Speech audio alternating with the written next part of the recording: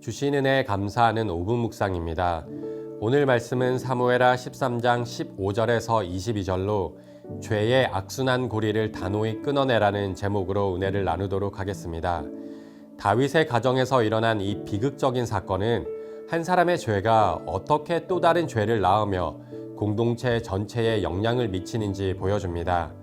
암논의 죄는 다말의 상처로 끝나지 않았고 압살롬의 분노와 복수로 이어지며 더 큰 비극을 만들어냈습니다. 오늘 본문은 죄를 방치할 때 얼마나 무서운 악순환이 일어나는지 보여주며 그 악순환의 고리를 단호히 끊어내야 됨을 알려줍니다. 내용 관찰 첫 번째 질문입니다. 암논은 다말을 욕보이고 난 후에 어떻게 대합니까? 15절에서 17절을 보면 암논의 태도가 극적으로 변하는 것을 볼 수 있습니다. 15절은 암논이 다말을 심히 미워하니 이제 미워하는 마음이 전에 사랑하던 사랑보다 더한지라 라고 말합니다. 그리고 다말을 증오하며 쫓아내버립니다. 특히 17절을 보면 암논은 다말을 더 이상 누이라고 부르지도 않습니다. 이름조차 부르지 않고 그저 이 계집을 쫓아내라 라고 명령합니다. 그는 누이를 욕보인 것에서 끝나지 않고 다말을 집 밖으로 쫓아내어 더 큰 수치를 당하게 하였습니다. 성경은 암논의 마음이 왜 이렇게 갑자기 바뀌었는지 구체적인 이유를 설명하지 않습니다. 그러나 분명한 것은 암논의 사랑이 처음부터 참된 사랑이 아닌 자기 중심적인 욕망이었다는 것입니다. 참된 사랑의 중심에는 상대방이 있습니다. 그러나 욕망의 중심에는 언제나 자기 자신이 있습니다. 사랑에는 희생과 책임이 따르지만 욕망에는 책임이 없습니다. 사랑은 오래 참고 기다리지만 욕망은 절제하지 않습니다. 암논에게 다말은 인격적인 사랑의 대상이 아니라 자신의 욕망을 채우기 위한 소모품에 불과했습니다. 마치 쓸모를 다한 물건을 미련 없이 버리듯 암논은 다말을 무참히 버렸습니다. 욕망이 채워진 자리에 차가운 냉소만 남았고 사랑이라 착각했던 감정은 순식간에 추악한 혐오로 돌변하고 말았습니다. 두 번째 질문입니다. 압살롬은 자신의 누이인 다말을 욕되게 한 암논을 향해 어떤 마음을 품습니까? 20절에서 압살롬은 누이 다말에게 잠잠히 있으라고 말하며 상황을 지켜봅니다. 아버지이자 왕인 다윗이 이 추악한 범죄를 공의롭게 해결해 주기를 기다렸던 것으로 보입니다. 그러나 다윗은 분노만 표출했을 뿐 아무런 조치를 취하지 않았습니다. 그리고 이런 다윗의 행동과 무책임한 회피가 이후 또 다른 비극의 씨앗이 되었습니다. 공의가 사라진 그 어두운 곳에 증오와 복수심이 독버섯처럼 자랐습니다. 아버지에 대한 깊은 실망과 누이 다말의 찢겨진 삶을 바라보는 상처가 압살롬의 마음속에 점점 미움으로 자라났던 것입니다. 그러나 압살롬은 자신의 마음을 겉으로 드러내지 않았고 암논의 잘못에 대하여도 말하지 않았습니다. 공공연하게 분노를 드러내어 암논이 자신을 경계하지 않도록 한 것입니다.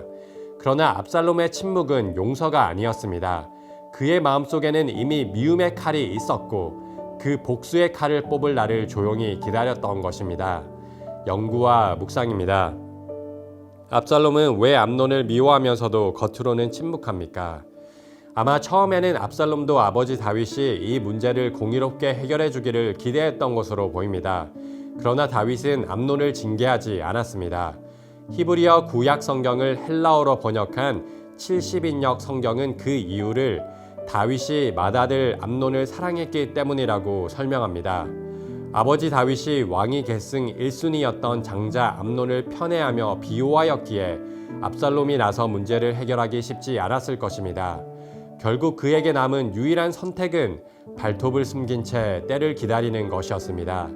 또한 이 사건은 가족 간의 갈등을 넘어 왕위 계승이라는 정치적 문제와도 맞물려 있었기에 압살롬이 침묵한 것으로 보입니다.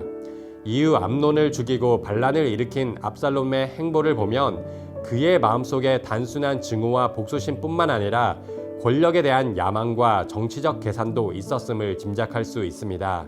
누이가 모욕을 당한 사건은 분명 깊은 상처였지만 동시에 이를 통해 왕위 계승 구도를 뒤흔들 수 있는 기회로 여겼던 것입니다.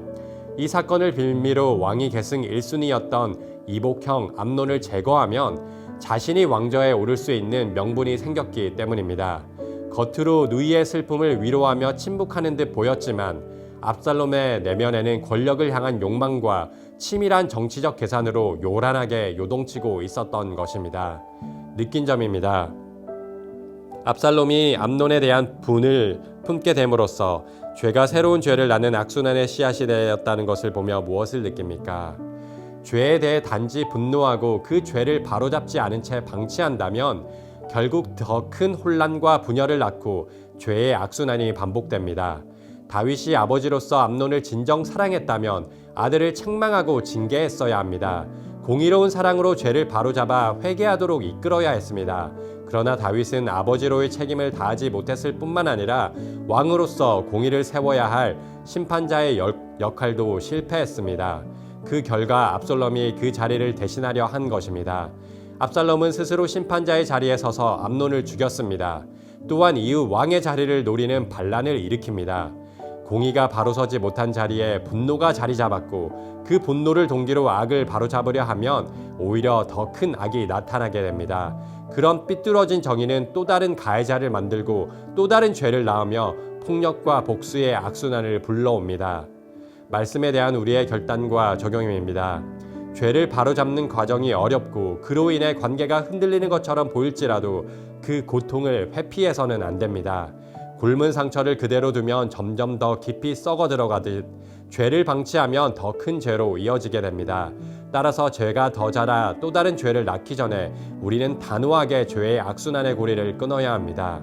그런데 우리가 기억해야 할 것이 있습니다. 우리가 미워해야 할 것은 죄이지 죄를 지은 사람이 아니라는 것입니다. 죄를 지은 사람을 향해 미움과 증오를 품는 것을 경계해야 합니다. 분노와 미움과 같은 잘못된 동기의 토양에서 결코 선한 열매가 맺어질 수 없기 때문입니다. 오히려 그런 독을 품은 정의는 또 다른 상처와 비극을 불러일으키고 또 다른 압살롬을 만들 뿐이기 때문입니다. 따라서 우리는 죄를 지은 사람을 미움과 증오로 대해서는 안 됩니다. 우리가 죄에 대하여 단호히 대처해야 하는 이유는 사람을 실족하게 만들고 정죄하고 죽이기 위해서가 아니라 일으켜 세우고 회복하고 살리기 위함입니다. 공의와 사랑, 진리와 은혜가 공존하는 십자가를 우리의 삶을 통해 증거해야 합니다. 따라서 우리는 사랑이라는 동기로 죄에 대하여 공의롭게 대처해야 합니다. 공의로운 사랑, 그 십자가를 증거할 때 죄의 악순환의 고리를 끊고 은혜의 선순환이 일어나기를 소망합니다. 이 시간 함께 합심하여 기도하겠습니다. 욕망에 사로잡혀 죄를 범하지 않도록 은혜의 손으로 우리를 붙들어 주셔서 불의를 기뻐하지 아니하고 늘 진리 안에 거하되 오래 참고 온유함으로 살아가게 하소서. 우리 거룩한 문성문교회가 죄의 악순환의 고리를 단호히 끊어내며 은혜의 선순환이 이어지는 믿음의 공동체 되게 하소서.